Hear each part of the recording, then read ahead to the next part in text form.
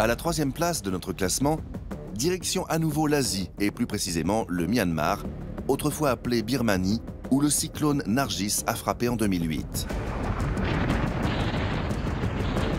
L'Asie est réputée pour avoir une activité cyclonique intense.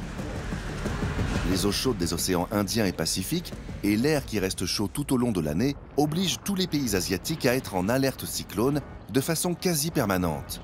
Du moins, presque tous les pays. Nous sommes en avril 2008. Un cyclone baptisé Nargis se forme dans l'océan Indien. L'Inde avertit ses voisins de la menace. Des précautions sont prises immédiatement dans la région. Les pêcheurs indiens amarrent leurs bateaux. Les cultivateurs de riz du Bangladesh protègent et stockent leurs récoltes. Mais au Myanmar, les autorités militaires qui dirigent le pays décident de ne rien faire.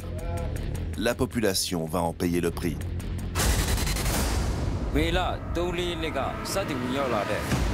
Nargis n'est qu'un cyclone de catégorie 4 avec des vents qui atteignent néanmoins les 215 km/h. Mais une combinaison de facteurs va faire de Nargis l'un des cyclones les plus meurtriers de l'histoire. Le 2 mai 2008, Nargis frappe le delta de l'Irrawaddy. Il provoque une onde de tempête massive de plus de 5 mètres de hauteur. L'eau va submerger les abords des rivières et les îles, des zones densément peuplées, sur une distance de plus de 50 km à l'intérieur des terres. Les dégâts sont énormes. 95% des bâtiments sont détruits en quelques heures et 90 000 personnes sont tuées. L'ONU dit qu'elle a proposé d'envoyer une aide humanitaire, mais la junte militaire au pouvoir n'a pas répondu. 50 000 autres personnes de la région sont portées disparues et ne seront jamais retrouvées.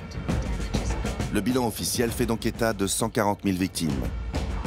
À partir de ce chiffre, les autorités du pays cesseront de compter.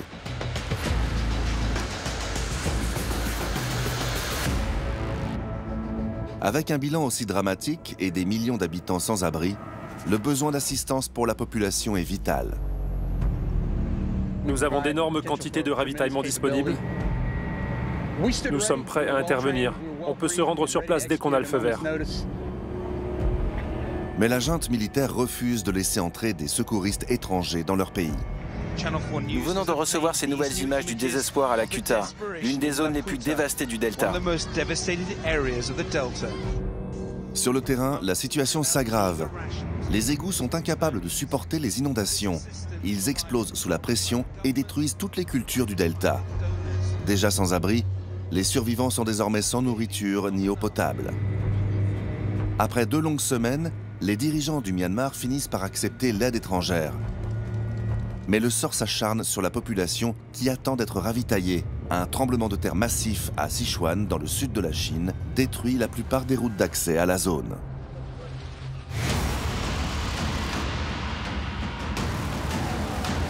Seul motif d'espoir, les maladies que craignaient les organisations internationales n'ont finalement pas atteint la population.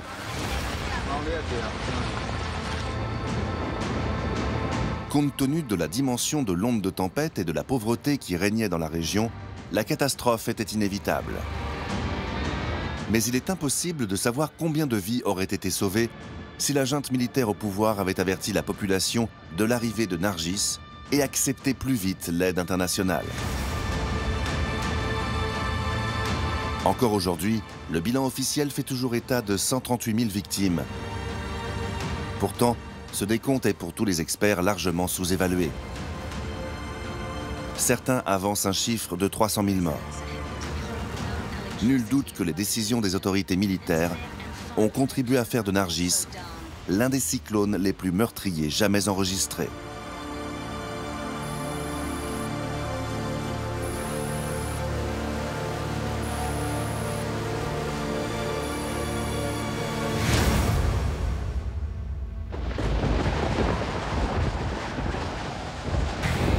Le numéro 2 de notre classement va vous prouver que même dans un pays riche, les conséquences d'un cyclone peuvent être cataclysmiques. Katrina a frappé les États-Unis en 2005. De l'eau rentre dans la chambre à travers la climatisation.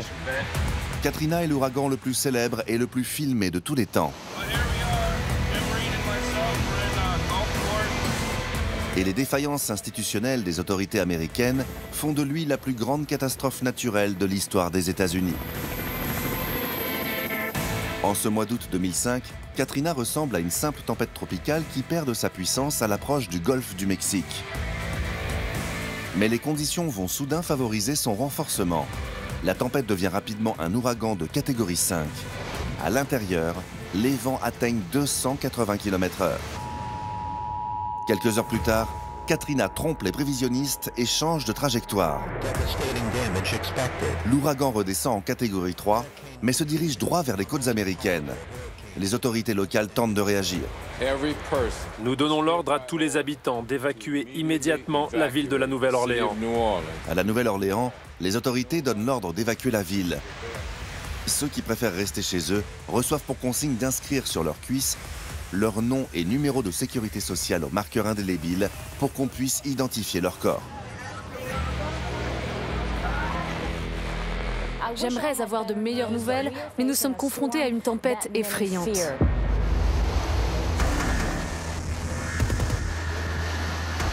Et même s'ils ont été prévenus, ce qui s'abat sur la région dépasse, et de loin, tout ce que les habitants ont pu imaginer.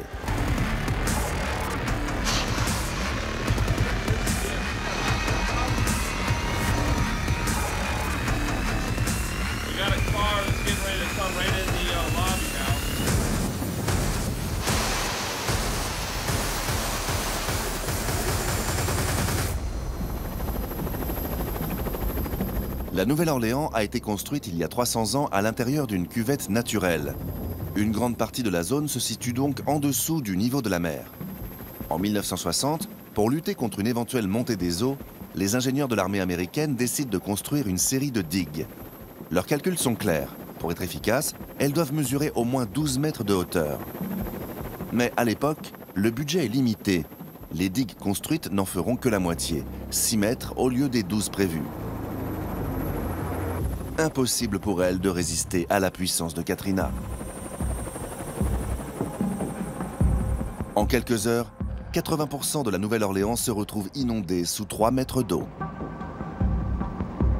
La majorité des habitants a fui, mais certains ont choisi de rester et d'autres n'ont pas réussi à quitter les lieux.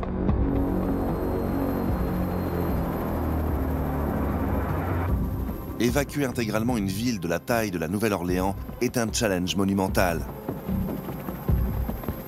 Des dizaines de milliers de personnes se retrouvent coincées dans une ville inondée, abandonnées à leur propre sort. Leur combat pour survivre est diffusé en direct à la télévision. La preuve qu'un ouragan a réussi à mettre à genoux les États-Unis. Au milieu des zones inondées, les survivants se réfugient sur les endroits les plus hauts qu'ils trouvent. Des ponts jusqu'au toit des maisons. D'autres sont entassés à l'intérieur du stade de football de la ville, le Superdome, qui devient l'enfer sur Terre.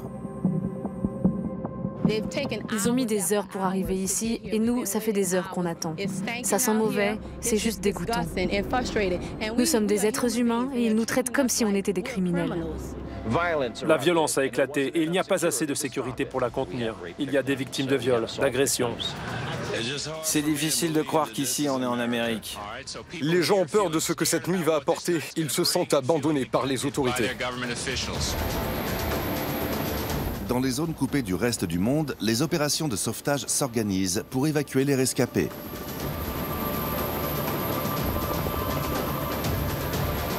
À bord de bateaux, les équipes de secouristes se rendent dans les zones submergées les plus inaccessibles. En majorité, les quartiers les plus pauvres de la ville. Sur les murs de chaque habitation, les sauveteurs ont pour consigne d'inscrire qui a fouillé les lieux, à quelle date et si des corps ou des survivants y ont été retrouvés. Certaines de ces marques restent encore visibles aujourd'hui, comme les témoins de l'un des épisodes les plus sombres de l'histoire américaine récente.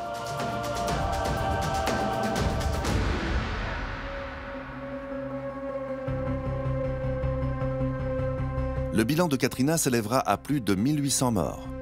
La plupart d'entre eux auraient pu être évités. Les dégâts causés par l'ouragan ont été monumentaux. Ils ont été évalués à plus de 150 milliards de dollars. Si Katrina n'était pas redescendue en catégorie 3 sur sa route vers la Louisiane et qu'il était resté en catégorie 5 avec des vents supérieurs à 280 km/h, le bilan aurait été encore pire.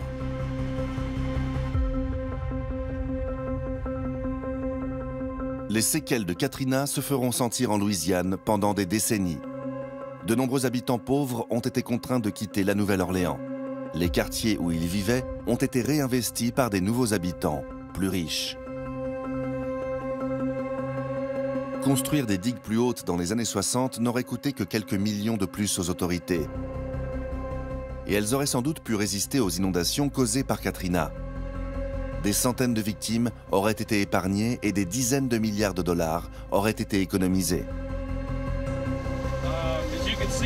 Katrina n'est ni le plus puissant, ni le plus meurtrier, ni le plus destructeur des ouragans.